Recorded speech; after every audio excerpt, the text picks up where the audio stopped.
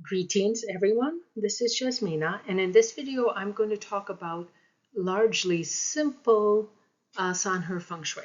Now this type of Feng Shui is ones that aren't super precise. They're kind of general images, and a lot of this stuff we actually already basically know through just general Feng Shui you read all over the place. And some of it is just plain common sense. Other parts of this are better understood looking at chi flow, and I will try to point that out as we go along. Now, what I'm covering here is the stuff that doesn't have to be so precise. It is more of a general big picture. So one of the less good formations is something called a reverse bow. That is, you're on the outside part of either a road or a river, and rivers are much more important than roads. And if you've ever been at a river, and they usually have to be relatively small, that is super clear. I mean, I've seen a few.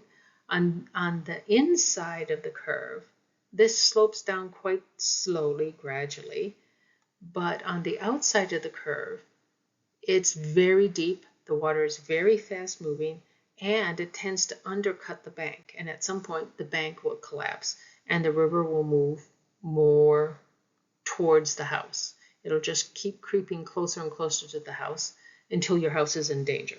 That's the idea. Now, of course, if this is a river that has been cemented in place to prevent flooding, it may not be so bad. But in general, this isn't great, and you do want to avoid it. And it's because if nature takes its course, you could lose your house. That is, it could be undercut by the water and fall down. The second one is called, at least in the Water Everywhere book, submerged. And this is basically your house is near the edge of a cliff. Now, the cliffs always give way bit by bits and bits. Even if they're very hard rock, they still give way. Of course, how hard they are will depend on how fast they deteriorate. But basically, the same thing happens is this ground gets closer and closer and closer to your house until you can't live there anymore. And this is why it's not good. Now, there are a lot of vacation homes that are like this. And in general, it doesn't hurt you to stay there for a vacation because you're not permanently there. But there have been plenty of these types of homes that have dropped into the ocean because they were built too close to the cliff. And that's just very bad planning, let's put it that way. Now there's something called pulling nose, and this means the water is flowing away from your house right in front of your main door, and the red rectangle is your main door. The water could come in, it could be a river coming in this way and then turn and then come out. That would also be considered pulling nose. So it's which way the water is exiting from your point of view at your door. That's what's key. Now there's something called cutting feet, and this is where the river runs parallel to basically the wall of your house where your main door is located. And the problem with this, and it doesn't care which way the river is flowing, the river just keeps pushing the chi away from your house. And even if you have good chi coming in, yes, water kind of collects it, but the river pushes it away and you never get any good chi into your house. This is why it's negative. Having water in front of your house is okay though. If it's at a bit of an angle, you don't want it pointing at your house, but if it's at an angle and the flow is coming towards that front wall where your door is, then that's good because you get a piece of the chi. You don't get it all because that would be too much, but you get part of it. And chi will just naturally come into your house this way because part of it gets pushed into the house. If it's the other way, it's flowing away from your house, that's bad because the qi is being sucked out. Now, it's not as bad as a pulling nose, which is directly away, but this still pulls qi away from your house. And this one, of course, rivers don't normally act this way, but roads can. And we do know this is that T formation, that's not good. And it's especially bad if it's directly pointing at your door. That's by far the worst. And it doesn't matter which way the river or the road flows. If it's going this way, it's like a pulling nose problem. And if it's coming this way, it's just too strong. So this is something most people know about. Now there's some other ways this is looked at. And what we do is we are looking for a range of mountains and a river. And it's very typical that you will have a water mouth where this river and this river meet. If you've got a range here, on this side of the mountains, the water collects here, and on this side, it collects here.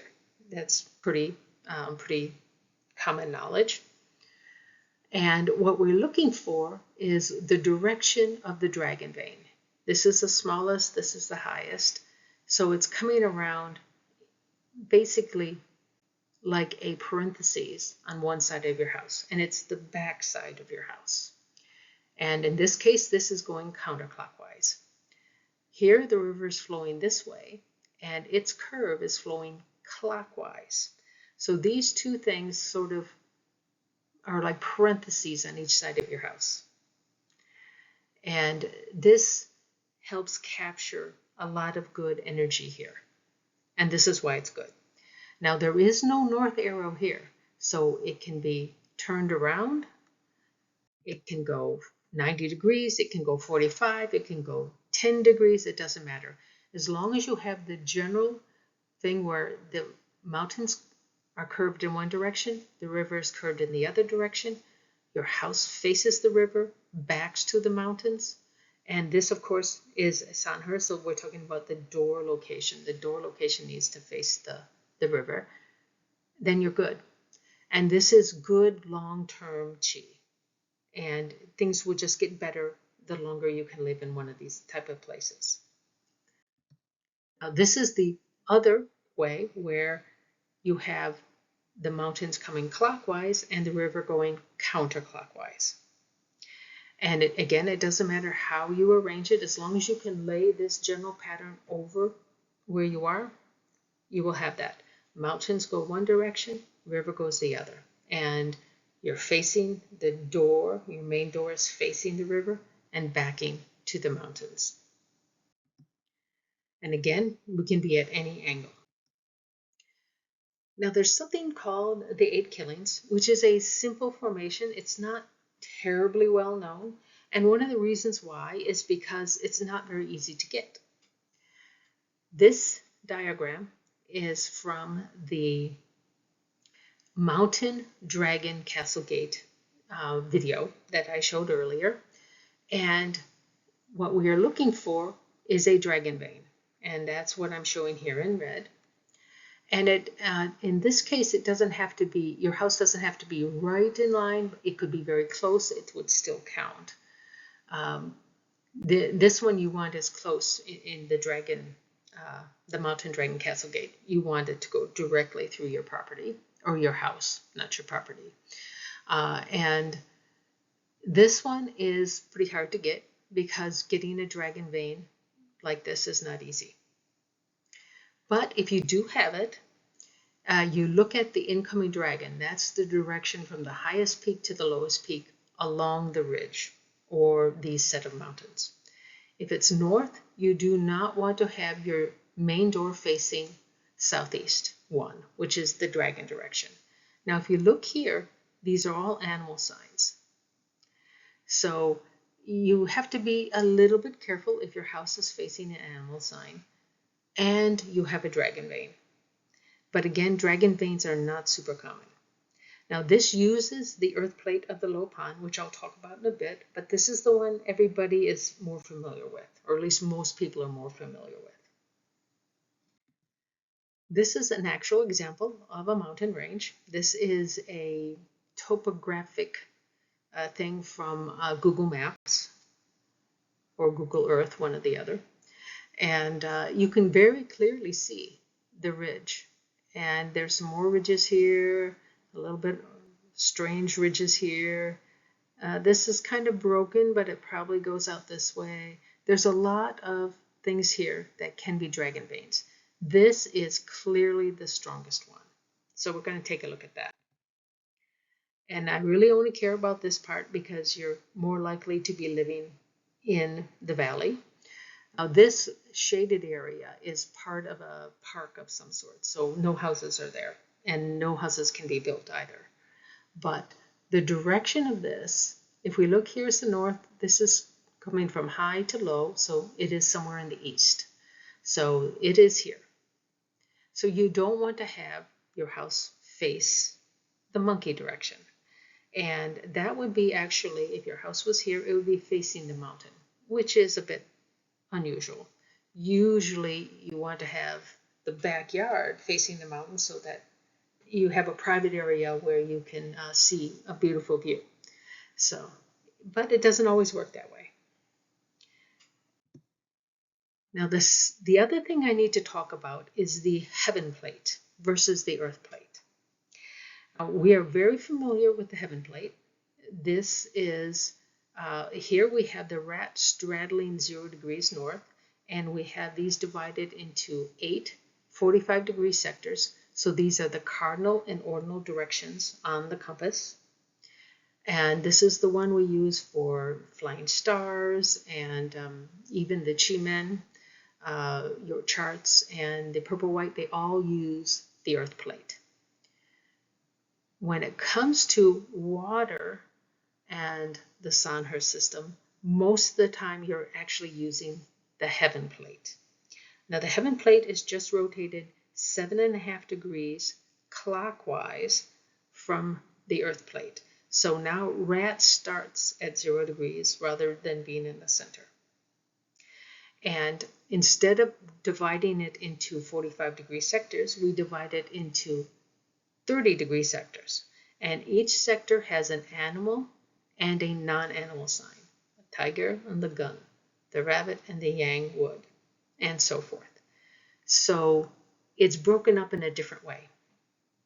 And when we refer to things, we refer to them by the name on the ring. We do not use north 1, 2, 3, that kind of thing, because it just doesn't exist.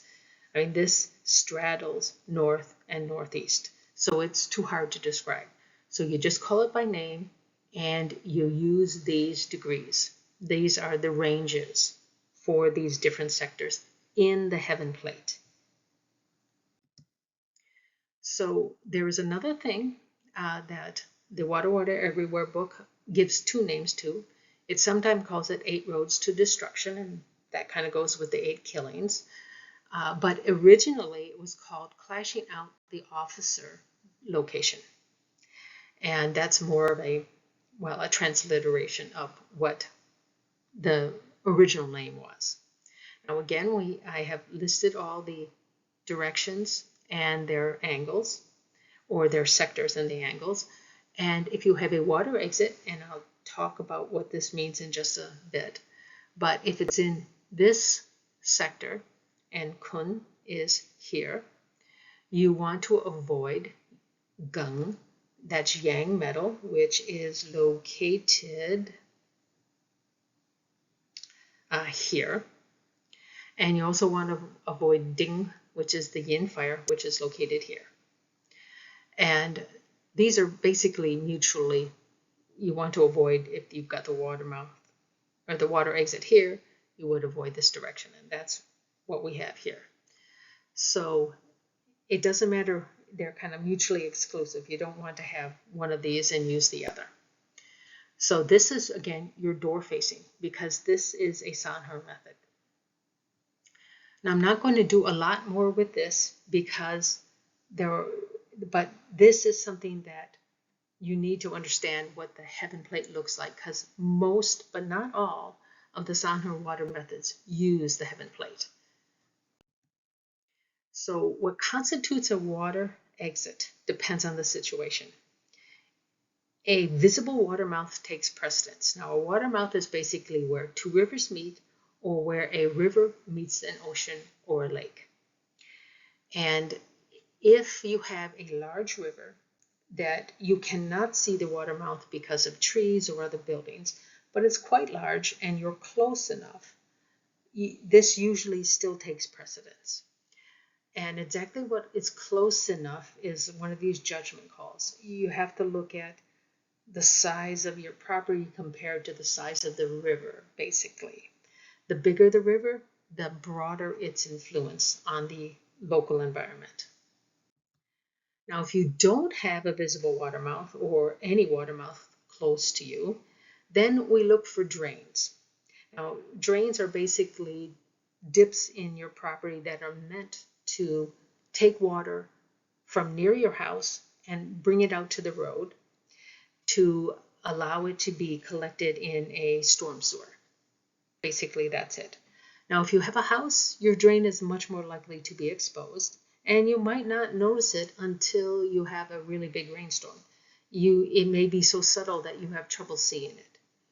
But if you live in an apartment complex, the drains are usually covered, and so you don't see them, and so you can't use this because it will be in an area where there's concrete or something covering it, and you'll have a manhole cover, and you don't know which way the drain goes, but it just goes directly into the storm sewer somewhere, but you don't know.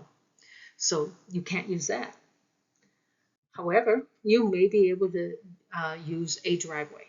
If your apartment complex has a driveway, and some don't, then you use that. If your house has a driveway, you can use that. But there are places where there is no off-street park, or there is no off-street parking. You have to park on the street. That's a bit unusual, but it does exist, and that's especially in like townhouses and row houses where there's just no garages. So it can exist even in a house that you own and not part of an apartment.